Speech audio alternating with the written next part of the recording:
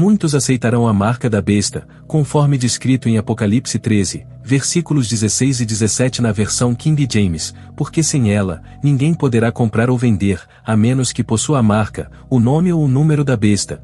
A leitura do livro de Apocalipse revela que a adoração à besta e a aceitação da sua marca não são eventos que acontecem instantaneamente.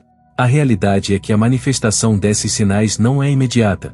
O espírito do anticristo já está operante, assim como o Deus deste mundo, conforme nos informa a Bíblia em 2 Coríntios capítulo 4, versículo 4. O Deus desta era tem cegado os incrédulos, impedindo-os de ver a luz do Evangelho que resplandece a glória de Cristo, que é a imagem de Deus. 1 João capítulo 4, versículo 3, esclarece que qualquer espírito que não reconhece Jesus não é de Deus, e este é o espírito do anticristo, que já está presente no mundo. Ao questionar as pessoas hoje sobre se aceitariam a marca da besta com o retorno do anticristo, a resposta predominante é negativa. Entendemos o significado, a representação e a origem da marca. Por isso, sempre me questiono por que alguém escolheria aceitar a marca, já que, pessoalmente, não vejo lógica nessa decisão. Fica a dúvida sobre como o anticristo e o diabo organizarão essa campanha de recrutamento para a marca e que estratégias utilizarão para convencer as pessoas a aceitá-la. Existem duas estratégias principais pelas quais o diabo opera no mundo atualmente, e são a decepção e a idolatria. Essas são as táticas que ele utiliza para levar as pessoas a aceitar a marca da besta. Mas como isso está se manifestando hoje? Consideremos primeiro a decepção, essa é sempre a primeira tática do diabo em qualquer cenário. Há um motivo pelo qual Jesus o chamou de o pai da mentira.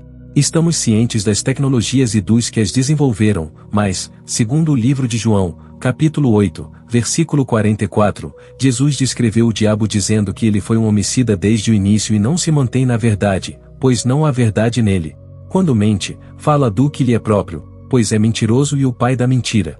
O engano é uma das principais ferramentas do diabo, ele já a utilizou no jardim do Éden. Tentou enganar Jesus, mas não teve sucesso. Ele continua a usar essa tática no mundo de hoje. Quando o anticristo emergir e ganhar destaque, ele não aparecerá com olhos vermelhos e chifres. Ao contrário, ele surgirá como um homem de paz, enganando o mundo ao fazê-lo crer que é a solução para todos os problemas globais. Esse será o engano que ele apresentará. Ele ocultará suas verdadeiras intenções no início, fazendo com que o mundo confie nele, o exalte e o eleve. A maneira pela qual ele se apresentará fará com que as pessoas o adorem. Ele realizará feitos que outros não conseguem. Ele apresentará soluções inéditas. Ele estabelecerá a paz onde outros não tiveram êxito. Em 2 Tessalonicenses capítulo 2, versículos 3 e 4, somos advertidos para não sermos enganados de maneira alguma, pois o dia do Senhor não chegará até que haja uma grande apostasia e seja revelado o homem do pecado, o filho da perdição. Este homem se oporá e se exaltará acima de tudo que é conhecido como Deus ou objeto de adoração, chegando ao ponto de se sentar no templo de Deus, afirmando ser Deus. O anticristo difamará a Deus e dirá muitas inverdades sobre ele para enganar as pessoas a fim de que o adorem, desviando a atenção delas de Deus para si. Em Apocalipse capítulo 13, versículos 1 a 10, é narrado que estando eu sobre a areia do mar, vi surgir do mar uma besta com 7 cabeças e 10 chifres, e sobre seus chifres 10 coroas, e sobre suas cabeças, nomes blasfemos. A besta que observei era semelhante a um leopardo, seus pés como os de um urso e sua boca como a de um leão. O dragão concedeu-lhe seu poder, seu trono e grande autoridade. Observei uma de suas cabeças como que ferida mortalmente, e sua ferida mortal foi curada. E toda a terra maravilhou-se, seguindo a besta. E adoraram o dragão porque deu autoridade à besta, e adoraram a besta, exclamando, quem é semelhante à besta? Quem pode lutar contra ela? Foi-lhe concedida uma boca que proferia grandes coisas e blasfêmias, e autoridade para atuar durante 42 meses. Ela proferiu blasfêmias contra Deus, atacando seu nome, seu santuário e aqueles que residem no céu. Foi-lhe permitido guerrear contra os santos e dominá-los, e também lhe foi concedido poder sobre todas as tribos, línguas e nações. Todos os habitantes da terra adorarão, exceto aqueles cujos nomes estão inscritos no livro da vida do Cordeiro, que foi sacrificado desde a fundação do mundo. Se alguém possui ouvidos, que ouça, aquele que aprisiona será aprisionado, ou aquele que mata pela espada, com a espada será morto. Aqui se encontram a paciência e a fé dos santos. Ele parecerá extraordinário, cativante e bem-sucedido, impulsionado pelo próprio poder infernal. Um carisma demoníaco como nunca antes visto irá seduzir as pessoas. Ele enganará indivíduos, nações e milhões. Será um ícone de reconciliação e um símbolo de paz, um farol de esperança e um guia para a utopia, repleto de promessas enganosas. Ele surgirá como a solução para os problemas, apresentando-se como um anjo de luz. Embora venha como uma ovelha, na realidade, ele é um lobo. Embora apareça como um cordeiro, na verdade, ele é um dragão.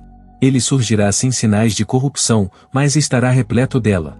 O diabo detém um poder real, embora não comparável ao poder de Deus, mas ainda assim é uma entidade poderosa que não deve ser subestimada. Ele foi um dos mais elevados anjos de Deus e possui a habilidade de enganar e simular milagres. O segundo elemento são as coisas materiais. O diabo tentará seduzir muitas pessoas com bens materiais, pois quem não deseja uma vida confortável? Quem não ambicionaria se tornar bilionário? Ciente disso, o diabo utiliza esses bens efêmeros para desviar as pessoas do caminho correto. Em Apocalipse capítulo 13, versículos 16 e 17, é mencionado que sem a marca, o nome ou o número da besta, ninguém poderá comprar ou vender. Essa limitação é uma das principais razões pelas quais muitos acabarão por aceitar a marca. Avançando para a idolatria, esse será o segundo método empregado, surgindo após o engano inicial. Será então que as pessoas começarão a adorar outras pessoas. O anticristo se tornará uma figura idolatrada, uma celebridade reverenciada mundialmente. Ele será profundamente amado e venerado. Faço aqui uma reflexão. O mundo não estaria já preparado para recebê-lo? Frequentemente nos encontramos assistindo a filmes e esportes na televisão, desenvolvendo um carinho especial por certas personalidades do entretenimento e do esporte. Não que haja algo intrinsecamente errado em admirar essas figuras, mas alcançamos um ponto em que a adoração a artistas e atletas se tornou comum. Jogadores de basquete são venerados a cada enterrada, e jogadores de futebol são exaltados cada vez que marcam um gol, evidenciando como a sociedade eleva essas figuras a um patamar quase divino. Essas observações nos fazem questionar como chegamos a este ponto no mundo. Atualmente, as pessoas adoram outros seres humanos. Vemos concertos com milhares de pessoas entoando o nome de uma pessoa, exaltando-a, elevando-a, com inúmeros indivíduos aclamando alguém. Alguém pode dizer que isso não é adoração, mas, de fato, é. Pense nas letras de uma canção de louvor e adoração, como aquela que diz: "O deixe sua água viva fluir, Jesus, Jesus, Jesus, cante para o Pai, Pai, Pai, Pai", que exalta o nome de Jesus. Contudo, agora vemos pessoas exaltando outros humanos, o que é uma forma de idolatria. Observamos celebridades nas ruas e pessoas desmaiando ao vê-las. Há 2000 anos, os ídolos eram estátuas imponentes e imagens esculpidas diante das quais as pessoas se prostravam para adorar, mas o diabo se adapta aos tempos. Atualmente, somos demasiado sofisticados para nos curvarmos diante de uma estátua de madeira, então os ídolos modernos são as celebridades. Como cristão, nunca se deve estar espiritualmente adormecido. Não pense que o plano do homem do pecado se manifestará apenas após o arrebatamento ou num futuro distante. João descreveu a revelação que provém do mar e a besta que emerge da terra. No livro de 2 Tessalonicenses, capítulo 2, a Bíblia menciona um indivíduo conhecido como homem do pecado, também chamado de filho da perdição. As Escrituras afirmam que este homem surgirá nos últimos dias e começará a atuar nesse período. É crucial que compreendamos bem essas informações para termos clareza sobre a manifestação do homem do pecado. O versículo 3 do capítulo 2 de 2 Tessalonicenses nos alerta: "Que ninguém vos engane de maneira alguma, pois aquele dia não chegará sem que antes ocorra uma grande apostasia e o homem do pecado, o filho da perdição, seja revelado. Esse indivíduo será exposto ao mundo, e todos testemunharão suas ações."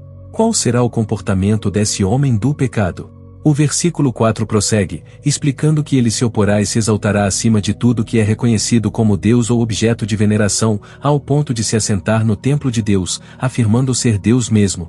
Vimos que ele compartilha as características da besta mencionada no capítulo 13 do livro de Apocalipse. Esse homem proferirá blasfêmias e se autoproclamará a Deus, atraindo a adoração das pessoas. Quando ele iniciará seu trabalho? Quando as pessoas começarão a segui-lo? Será depois da vinda de Cristo ou já está ocorrendo? O versículo 7 do capítulo 2 de 2 Tessalonicenses esclarece que o poder secreto da maldade já está ativo, mas aquele que o restringe continuará a fazê-lo até ser removido. Devemos admitir a nós mesmos que o espírito do anticristo já se faz presente, operando entre nós sem que percebamos.